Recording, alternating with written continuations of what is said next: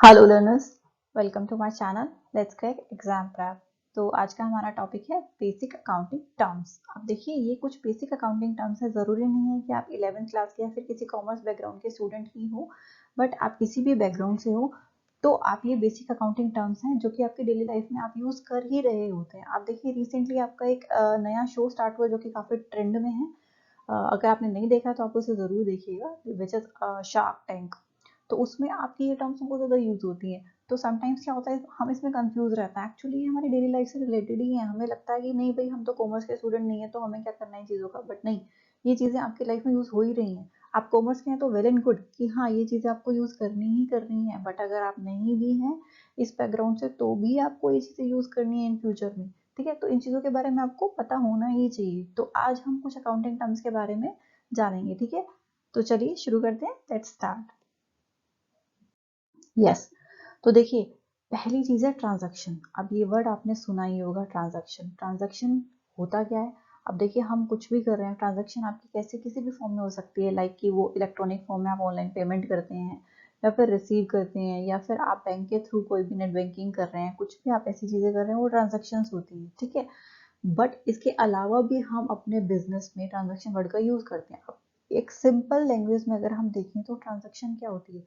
Transaction कोई भी economic activity अगर आप करते हैं तो वो ट्रांजैक्शन कहलाती है। एक्टिविटी यानी कि कोई भी ऐसा काम जो कि आपके बिजनेस पे इफेक्ट डालने वाला है, कोई भी वो इकोनॉमिक एक्टिविटी है, यानी कि पैसे से लेना देना है उसका कुछ, तो वो ट्रांजैक्शन होती है आपकी। जैसे मान लीजिए, आपका बिजनेस है, आपने कोई प्रोडक्ट सेल किया तो वो आपकी सेल्स ट्रांजैक्शन है। आपने परचेज किया कुछ, वो परचेज ट्रांजैक्शन। आपने किसी से कुछ उधार मान लिया तो वो भी आपके ट्रांजैक्शन है। वो सारी चीजें आपके ट्रांजैक्शन में आती है। जरूरी नहीं है कि हम इनको सिर्फ ऑनलाइन फॉर्म में ही लेके चलें। वैसे जो ऑनलाइन फॉर्म में हम यूज कर रहे हैं, लाइक ऑनलाइन पेमेंट आजकल आप सभी करते हैं, वो भी आपकी ट्रांजैक्शन ही कहलाती है।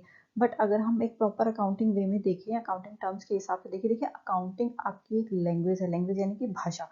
अब जो भाषा होती है, देखिए कोई भी बिजनेस है, मान लीजिए कि मैं किसी के बिजनेस के कोई भी बिजनेस है उसके अकाउंट्स चेक कर रही हूँ। ठीक है, अब उस अकाउंट को चेक करके मुझे पता चल जाएगा कि ये पर्टिकुलर बिजनेसमैन है, इसको क्या प्रॉफिट हो रहा है, क्या लॉस हो रहा है। यानी कि उसने मुझे बताया नहीं है, बस मैंने उसके अकाउंट चेक किए और मुझे पता चल गया कि वो प्रॉफिट में जा रहा है या लॉस में जा रहा है।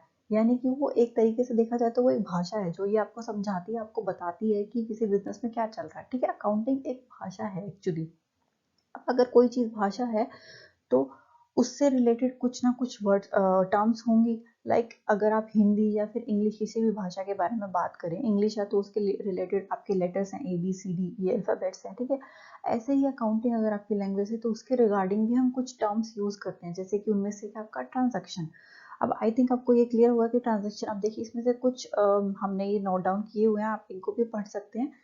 एग्जाम्पल्स हैं ट्रांजैक्शन के आपके, like purchase consumable suppliers, supplies, हमने कुछ भी गुड्स हैं उनको परचेज किया, वो हमारी ट्रांजैक्शन हो गई। इन्वेस्टमेंट करी हमने किसी भी बिजनेस में, जैसे कि आजकल आप शेयर्स वगैरह परचेज करते हैं, म्यूचुअल फंड में इन्वेस्ट करते हैं, वो आपकी इन्वेस्ट है, वो भी आपकी ट्रांजैक्शन है। ठीक है, और कोई भी मार्केटेबल सिक्योरिटी है उनमें आप इन्वेस्ट कर रहे हैं, या फिर आप कोई भी फंड है वो परचेज कर रहे हैं, या कुछ भी इशू डिविडेंड इशू कर रहे हैं, ये सारी चीजें आपकी ट्रांजेक्शन में ही आती हैं। ठीक है, next is your turnover.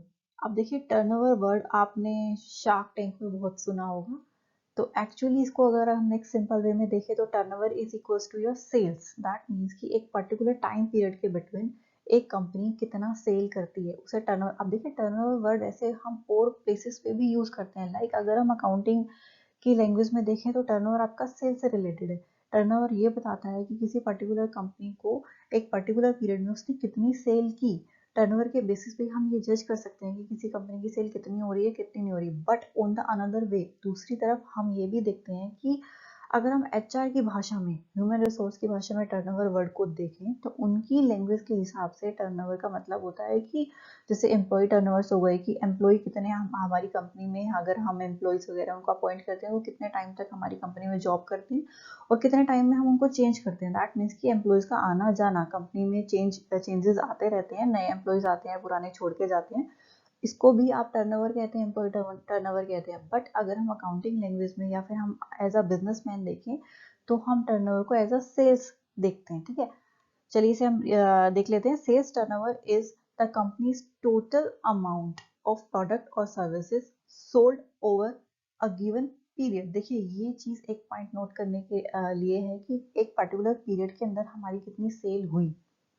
Basically हम एक अकाउंटिंग ईयर के बीच में ही देखते हैं। Accounting year you know that 1 April to 31 March होता है, उसके बिटवीन हमारी एक साल में कितनी हमारी सेल हुई है उसको हम टर्नओवर कहते हैं। अब देखिए सेल किसी भी कंपनी की कितनी है, मान लीजिए कि हम सिंपली आप कहीं सुनते हैं कि कोई पर्टिकुलर कंपनी है उसका टर्नओवर एक साल का 10 करोड़ रुपए, तो दैट मीन्स कि वो 10 करोड़ रुपए की सेल कर रही है। बट इसके बाद हम यहाँ कंफ्यूज हो जाते हैं कि 10 करोड़ की सेल कर रही है तो जरूरी नहीं है कि कंपनी प्रॉफिट में ही जा रही हो, हम सिर्फ यहाँ सेल की बात कर रहे हैं। बट हम ये नहीं कह रहे कि हमें कितना प्रॉफिट हो रहा है, हमें कितनी इनकम हो रही है, हमारा रेवेन्यू क्या, वो सारी चीजें एक अलग टर्म्स है।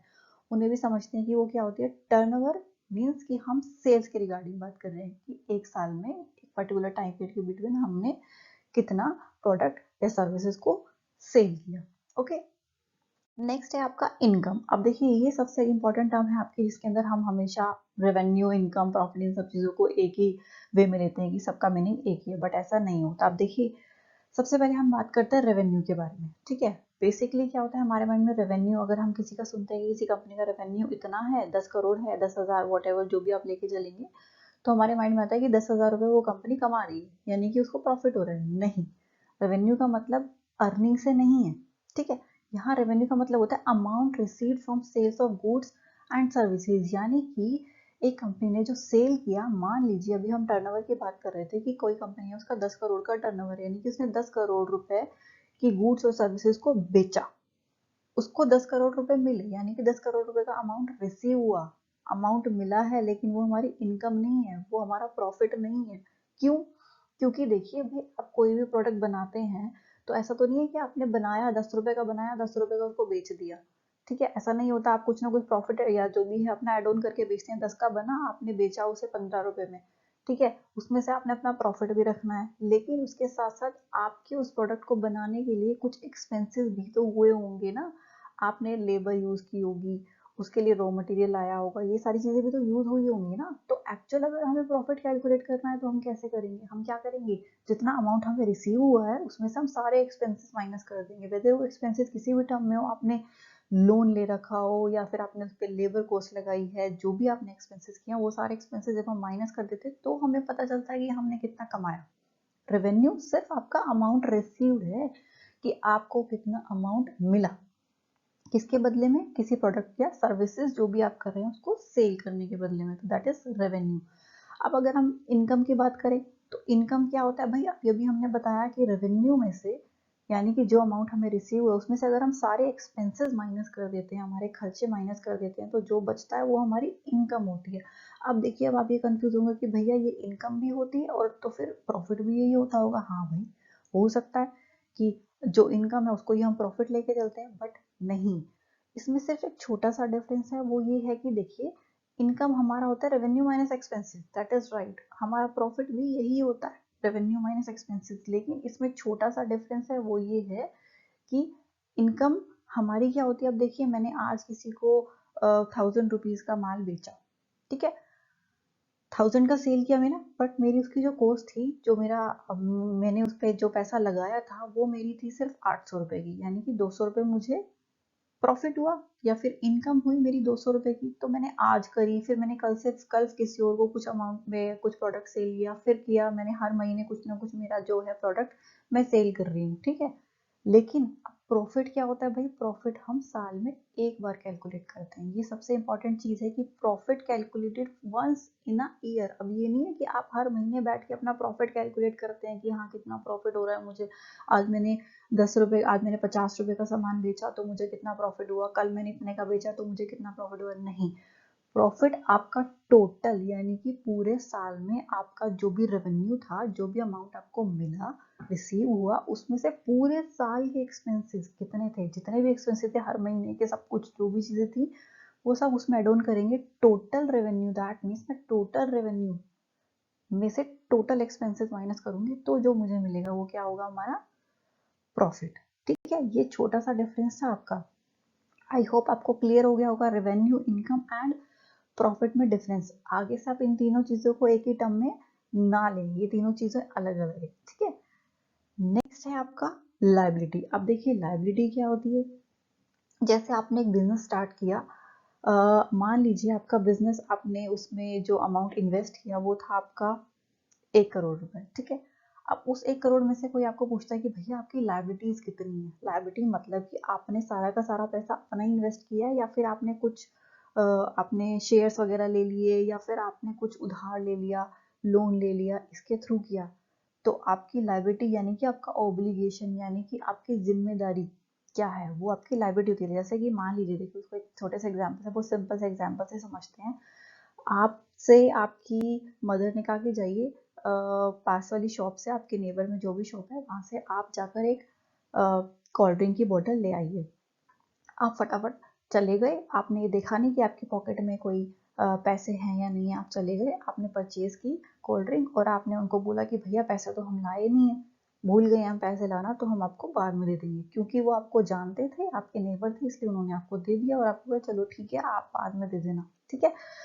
तो अब आपका ऑब्लिगेशन है, यानी कि आपकी जिम्मेदारी बनती है कि बाद में उस कोल्ड ड्रिंक के पैसे आप उन भैया को जाके, उस शॉपकीपर को जाके आप देंगे, ठीक है। ये आपकी एक रिस्पॉन्सिबिलिटी, आपका ऑब्लिगेशन है, आपकी जिम्मेदारी है कि आप वो पैसे उन्हें वापस देंगे। ये देखिए एक छोटा सा एग्जाम्पल था, एक सिंपल सा एग्जाम्पल आप लोगों को समझाने के लिए। बट बिजनेस में क्या होता है, हम कोई भी, हमारे पास, हमने बिजनेस स्टार्ट किया, हमें रॉ मटेरियल चाहिए बट हमारे पास इतना अमाउंट है नहीं, तो हम क्या करते हैं, हम लोन ले लेते हैं, या फिर किसी भी टर्म में हम किसी से पैसे वैसे उधार ले लिया, या फिर हमने बैंक से लोन ले लिया।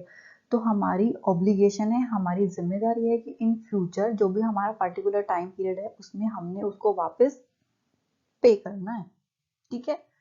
यानी कि उनकी आ, हमें जो भी करंट बेनिफिट मिल रहा है, किस वजह से, क्योंकि हम अभी दूसरों से लोन लेके अपना बिजनेस चला रहे हैं, अपना बिजनेस स्टार्ट कर रहे हैं, हमारा बिजनेस ग्रो कर रहा है, क्योंकि किसी से लोन लेने के बाद हमारे पास नई टेक्निक आई, नई नई मशीनरीज आई, जिसके बेसिस पे हम और ज़्यादा, अब देखिए आप अगर शार्क टैंक देख रहे होंगे तो वो लोग क्या करते हैं, आते हैं और बोलते हैं कि आप हमारे बिजनेस में इतना इन्वेस्ट करिए। अब क्यों इन्वेस्ट करिए भाई, क्योंकि अगर उनको इन्वेस्टमेंट मिलेगी, उनको अगर पैसा उधार मिलेगा मार्केट से, ठीक है, तो फिर वो लेटेस्ट टेक्निक का यूज करके अपने जो भी प्रोडक्ट हैं उनको और अच्छा इंप्रूव कर सकते हैं, अच्छा बेटर बना सकते हैं, ताकि उनकी सेल इंक्रीज हो, ठीक है। तो ये होती है हमारी लायबिलिटी कि हम दे तो रहे हैं बट इन फ्यूचर हमें उनको वापस देना है, हमें उनको वापस पे करना है, that is called your liability.